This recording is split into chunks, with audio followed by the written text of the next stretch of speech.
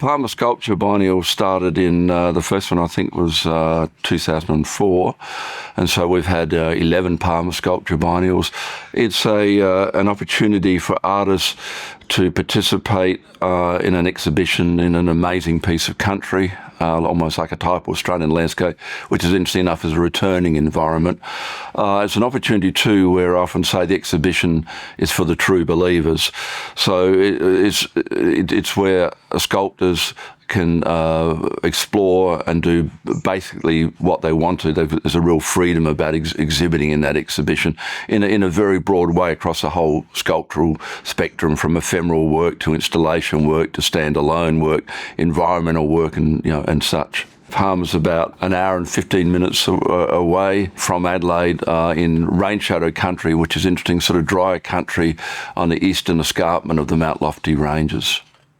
So 400 acres of land, which also sculpturally provides magnificent sites for exhibiting during the biennial. Great blue skies, big blue skies, great horizon lines to place sculpture on, and lots of big dramatic rock forms out there. So a very interesting, amazing old Australian landscape to engage with.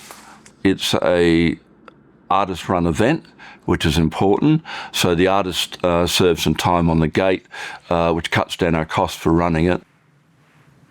The biennial, for the number of artists participating, is probably capped now at around about 25, and we think that's large enough.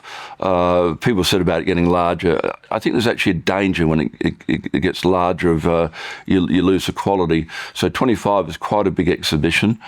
The emphasis is on the quality of the work, not the size of the work. And I think the quality of the exhibitions, I think it really speaks for itself. Artists out there have a free hand.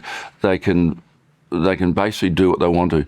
But we're in such a dramatic and old, ancient landscape, then probably the most artists do in some ways respond to the landscape. It's a stunning sort of timeless sort of place, very, very dramatic, and so people tend to react to that. But they don't have to do that by any means. The budget is very interesting. We run the biennial usually on a budget, believe it or not, of perhaps $4,000 or $5,000. I mean, this is quite extraordinary. But it's an artist-run event, so artists put some time in, and we save money, left, right, and centre, everywhere with it. The curatorial aspect of Palmer is a very, very interesting one. So that's from the beginning. I've been quite insistent that we had, I think, some of the best curators in Australia. We've had people like Ken Scarlett co-curating the exhibition with me. We've had John Nayland, a very well-known writer on the arts in Australia. He's in South Australia. And the last few exhibitions we've had Robert Lindsay, who was director of the McClelland Museum for a long time. So we've had really wonderful curators, just top of the notch, working on it. The selection for the work for the exhibition in some ways is quite simple. The artists send in image of their work. They send in a brief statement about what the work's about. Then we just choose the work in a whole variety of different forms and ways. We make decisions about the quality of the work, which I think you have to do that. And so that's the process for it. The artists don't get fees because we can't afford the fees, but I think the opportunities that have been opened up overall have been, really good, really worked well. With Palmer, there is the Palmer Sculpture Prize, so the artists who participate in the exhibition choose a winner. So there's a prize which consists of, they get a small sculpture donated by me.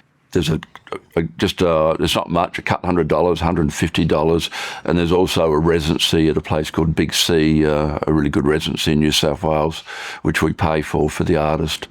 The opening day at Palmer is interesting, that we have a number of events on. There's guest speakers.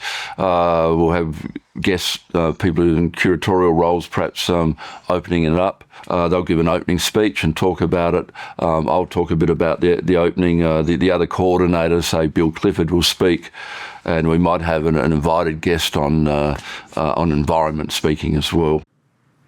As people know, I've always had a real love of music. So we have about three or four different music acts playing, and some are probably, I think some of the best acts in the state play, and people really love that. So there's a bit of a chill out factor at the at the end of the day.